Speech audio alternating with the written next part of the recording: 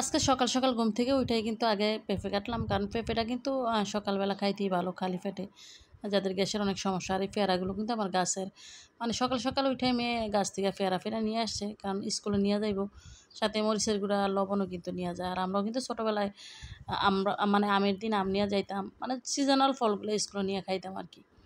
তো এটা আজকে সকালে কোনো নাস্তা বানাবো না, সকালবেলা আজকে ডিম ভাজলাম, আর সাথে কিন্তু দেখেন পানি ভাতটা পানি ছিল না, তবে আমি যেহেতু ডিমটা খাইবে এই কারণে পানি দিয়া পান্তা ভাত বানাইছে আর কি।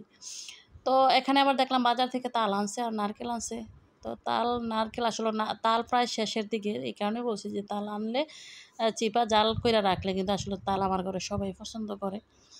তো এখন তো দেখা গেছে নাস্তার পরে রান্নার প্রিপারেশন নিতে হয়। তো মাছের মাছটা নামে রাখলাম কিছুক্ষণ আগে, না আমার না রাখলে কিন্তু হয় না। তো আজকে পাবদা মাছ রান্না করবো।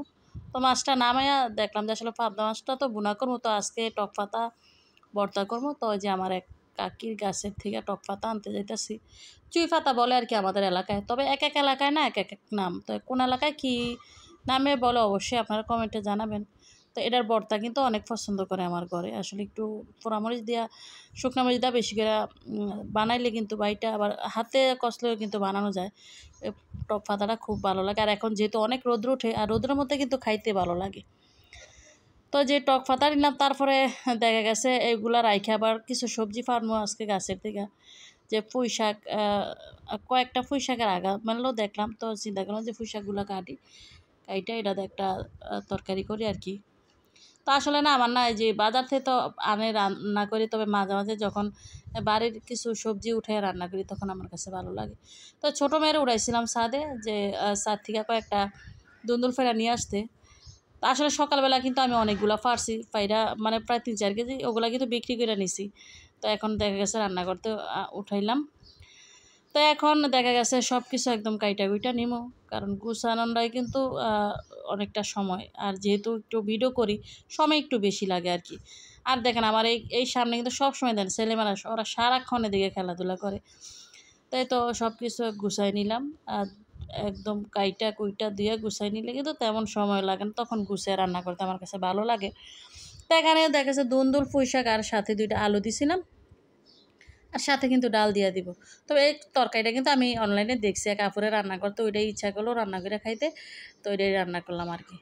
প্রথমে কিন্তু এগুলা ভালোভাবে সিদ্ধ করে রান্না করে নিছিলাম, নিয়ে কিন্তু মানে বাগার দিছে দিয়া দেখেন সাথে একটা এই যে বোম্বাই মরিচ দিয়া দিলাম।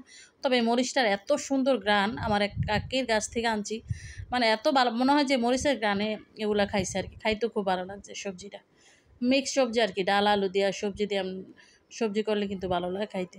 তা রান্না করবো পাবদা মাছ, তো পাবদা মাছটা প্রথমে বাইজা নিলাম। আর এই ছোটো ফ্রাই প্যানটা কিন্তু আমি নতুন আনছিলাম, তো ফ্রাই প্যানটা একটু ছোটো হয়ে গেছে গা, আমি ছোটো দেখে আনছি, আসলে আর একটু বড় আনা হইব। তো এখানে যেহেতু অল্প মাছ অল্প তরকারি বোনা করলে কিন্তু তেমন হয় না, তো এটার মধ্যেই রান্না করলাম। রান্না করে যে ধনিয়া পাতা দিয়ে দিলাম শেষে, আর ধনিয়া পাতাটা আনছিলাম আমার ছাদের কাছে হয়েছিল কিন্তু। আর এই যে টক পাতাটা দিয়ে দিলাম, তো টক পাতাটা দুইয়া ছোটো ছোটো করে কাইটা দিলাম। এটা কিন্তু এখন এই যে হাতে মাখে বানানো যায়, পাটায় ফিশও বানানো যায়। তো ধন্যবাদ সবাইকে, আল্লাহ হাফিজ।